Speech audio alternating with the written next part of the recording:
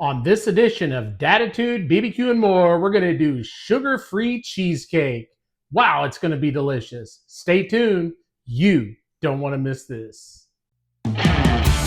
Datitude, barbecue, and more. Datitude, barbecue, and more. Welcome back to Datitude, BBQ, and more. And as I mentioned in the opening, we're going to do a sugar-free, keto-style cheesecake that is going to taste just like the real thing, except you don't get all the bad ingredients and all the sugar that tends to mess with your health. So today it's healthy cooking once again on this channel, and I hope everybody will enjoy this recipe. Before I get started, though, you know what to do. That's right. You slap that bell. You hit the subscribe button. You give me some thumbs up, and you share this video with as many people as you can so we can get the word out on how to be a better cook in the kitchen and how to make it easy to be that good cook.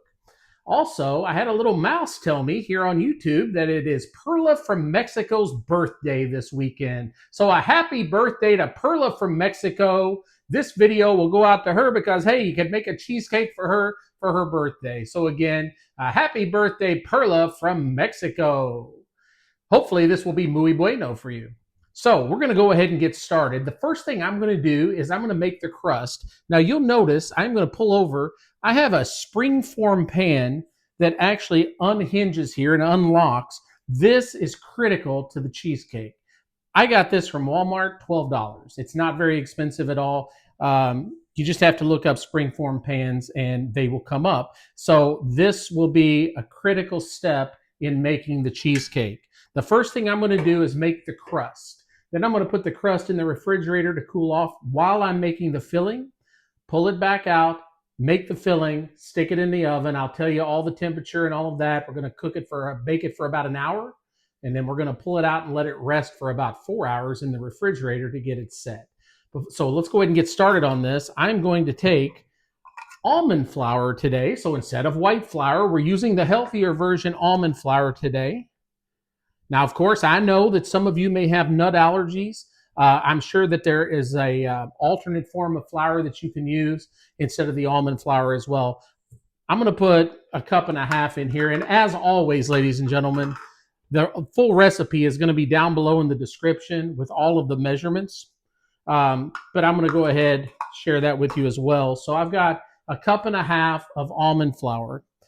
I've got 1/4 cup of melted butter. Of course, I use Kerrygold, but you can use any type of butter you want. I'm going to go ahead and pour that in. I found this wonderful 0-calorie sweetener over at Costco recently. It is allulose and Monkfruit combination sweetener. Measures cup for cup just like sugar. Tastes so good.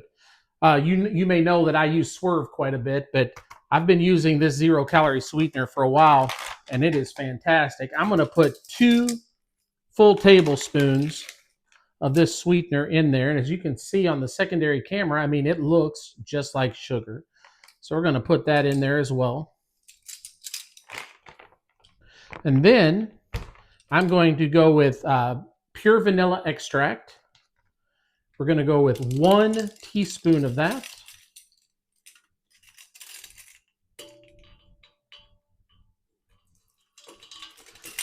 And then, purely optional, but I am going to go with some organic cinnamon today. And we're going to go with about, I'd say a half of a teaspoon of that. I've got 1/4 here, so I'm just going to do that. Just going to do that twice. Maybe if I can get it in there. See, there we go. There it is. Sometimes you just have to pour it in there. So there you have it. And that's all it's going to take, ladies and gentlemen, for the crust. What I'm going to do is get the mixer ready, put it together, and then I will be back on and blend that up for you. We'll put it in the pan, show you how that works, and we'll go from there. So I'll see you again here very shortly. All right, welcome back. It is time to blend the ingredients together to make the crust. You'll notice that I did put in some parchment paper. I cut some circle parchment paper and put it in here again. I don't have to on this with this kind of a pan, but I like using it when I use almond flour or anything because almond flour tends to stick to the pan. So I use parchment paper and cut it to form. I'm going to go ahead and start blending now.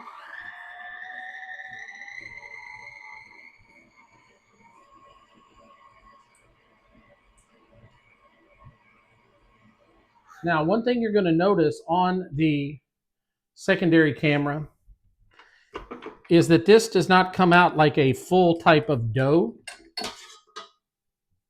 Now, if you want a little bit more sticky consistency, you can certainly add a little bit more butter to it.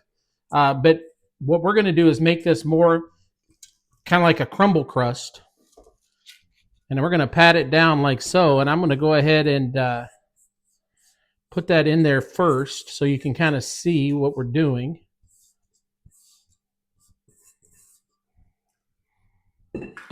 I'll bring the secondary camera on over here. And what we'll see is now I'm just going to pat it down and spread it out in the pan. And it's going to be more of a crumble crust than it is going to be like a true, like what you would consider a pie crust. I'm going to add some more over onto this side. Pat it down just like you would a regular dough. And spread it out against the edges of the pan. And I wanted to make sure that you knew that, you know, it is going to come out more in a powder form. I don't want you to think that that's a mess up or anything. Certainly not a mess up. And actually, the filling will also fill in any gaps that might be in here. So, as you can see on the secondary camera, this has pushed down very, very nicely. I'm just going to push it up against the corners a little bit more, spread it out more from the middle. We don't want too big of a conglomerate in the middle because then it doesn't cook evenly. And we want an even cook on this, or an even bake, I should say. All right. All right, guys, I think that's pretty much good to go. I'm kind of a perfectionist sometimes when I cook, so sometimes I just can't seem to get the perfect consistency, but it's good enough. Let's just say that. All right, so you can see now that that has filled in the pan. I'm going to take the pan, put it in the refrigerator while I'm making the filling for you, and then we're going to pull it back out and put it all together and put it in the oven. So I'll see you again here shortly. All right, welcome back. I went ahead and put the crust in the refrigerator to chill off for just a little bit while we make the filling. The filling is going to be very easy and very fast to make. And then I set the oven, I preheated for 325 degrees Fahrenheit. And as I said earlier, we're going to bake this for about an hour. Now, I am going to use the toothpick test throughout the process. So in about an hour, I will poke the toothpick in and make sure that it comes out dry so we know that the cheesecake is finished. Okay, so to make the filling for this cheesecake, we've got 4, and that's right, ladies and gentlemen, 4 full packages of full-fat cream cheese. So we're going to go ahead and put that in there right now. Now, I also want to say this is room temperature cream cheese. I've had this out for a few hours. I cannot stress to you how important it is to make this room temperature, or else it is not going to blend properly or easily for that matter. The next thing I'm going to add is 1 1/4 cup of the sugar-free sweetener that I used earlier in the crust. If you're using Swerve sweetener, that's great. Allulose, monk fruit, whatever it is, 1 1/4 cups. So I'm going to go ahead and put that in now.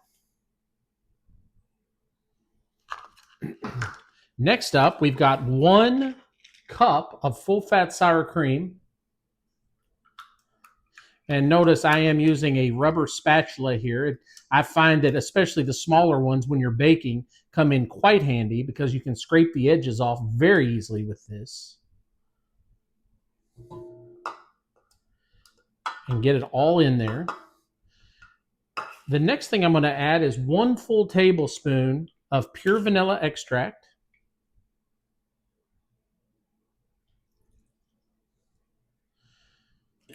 1 full tablespoon of freshly squeezed lemon juice.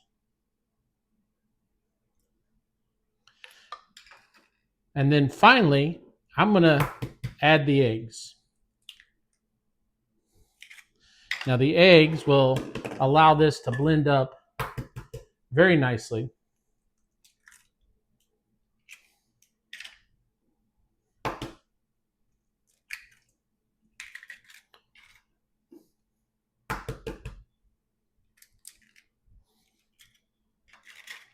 All right. I am going to go ahead and put this in and lock it down. And as you will see on the secondary camera, this should blend up very, very nicely. Once we get the mixer in there, and there we go. I'm going to start it off on a little bit of low temperature. Of course, I will need to bring it up. See, we make some mistakes sometime on this channel. Now we'll blend it up and we'll go from there. So you'll see on the secondary camera there that it is mixing up. And I'm going to increase the intensity as we go until it's on a high temperature.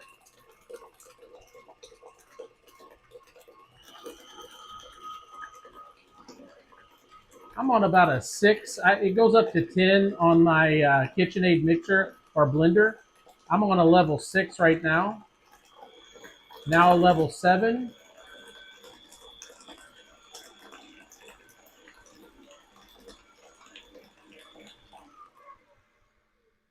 All right. What I'm going to do is I'm going to bring the crust out of the refrigerator, and we're going to put the mixture here in the pan, and we're going to put it in the oven. So I will be back with you very shortly. All right, welcome back, and it is time to put the mixture that we just made up into the pan. I've pulled the pan out of the refrigerator. The crust is nice and firm. So now we're going to do the fun part and just pour this mixture right over top of it. And you'll see why the Springform Pan is so important, ladies and gentlemen, because it holds everything in, of course. Now I'm going to switch hands here because I'm dominant right-handed. So in order to get all this mixture in here, we're going to have to go this way. And again, I'm using the small rubber spatula. Move over this way just a little bit. And I don't like to waste anything, so I try to get as much as possible into the pan, spread it out a little bit here. Oh, guys, this looks amazing. I mean, I hope you can see it on the camera as well as it looks here in person. It's amazing. It has turned out so well. And what I love about this, not only is it easy to make, but it is healthy. Now, I know some of you may be like, oh, it's got all the full fat in it. Guys, listen, if you're doing a diet the correct way, you want to eat higher fat, higher protein type meals.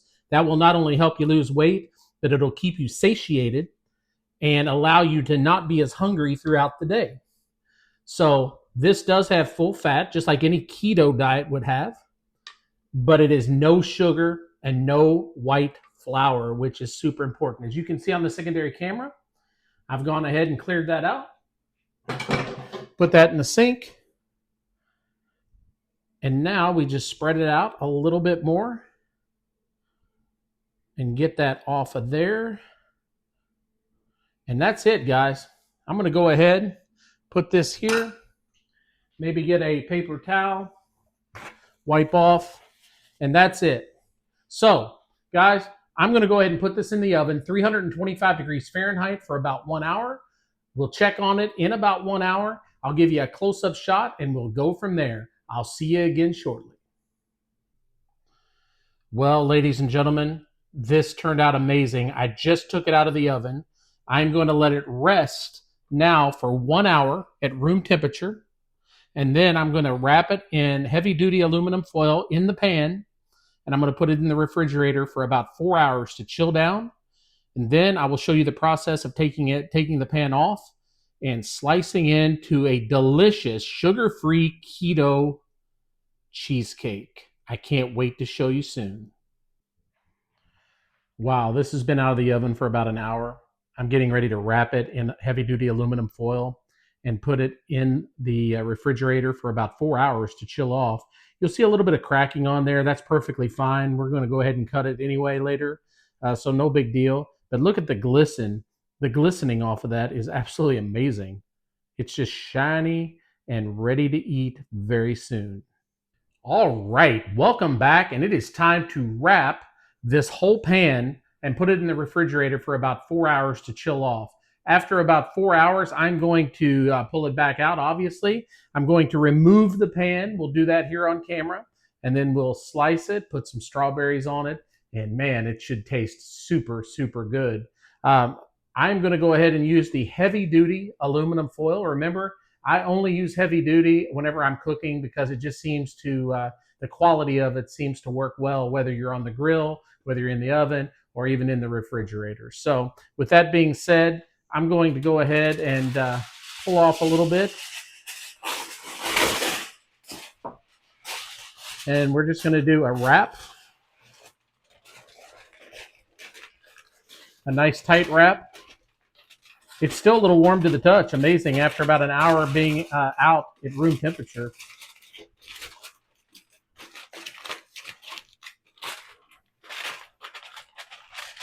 All right, and that's it.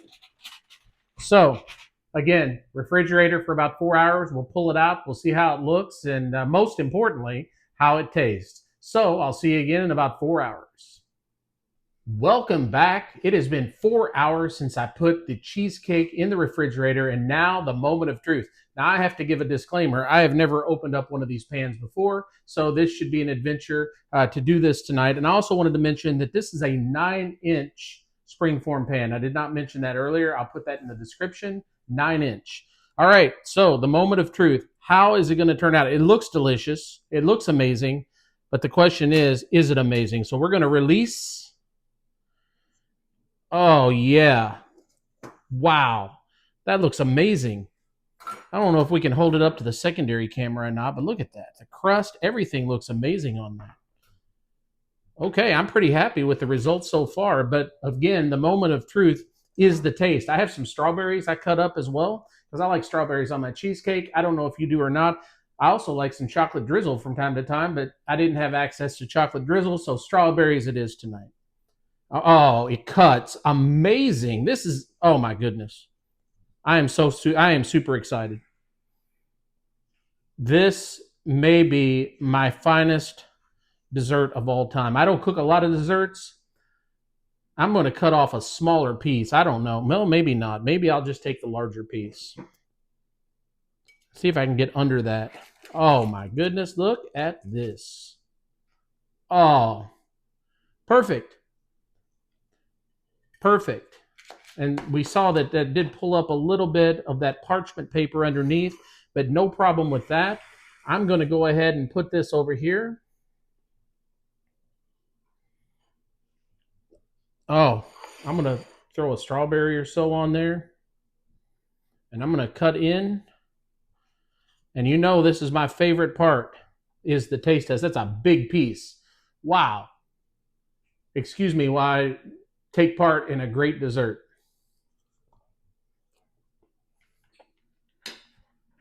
Oh my gosh. Wow.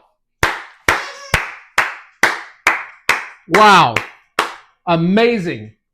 You have to try this dessert. This dessert blows me out of the water. I get excited sometimes, but never this excited. This is cheesecake at its finest. No flour, no sugar, and delicioso. Amazing. Muy bueno. Bon appetit. Wow, guys.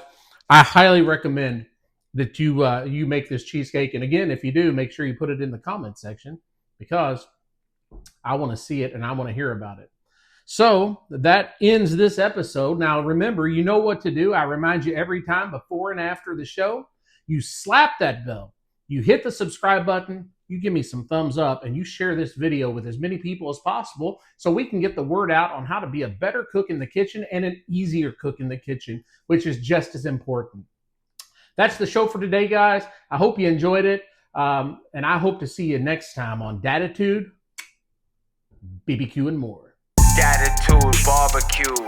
He's the grilling dude. Datitude barbecue. You know how we do. Let it burn, smoking meats on that smoker grill. Clouds in the sky, you can smell the flavor in the air. Datitude.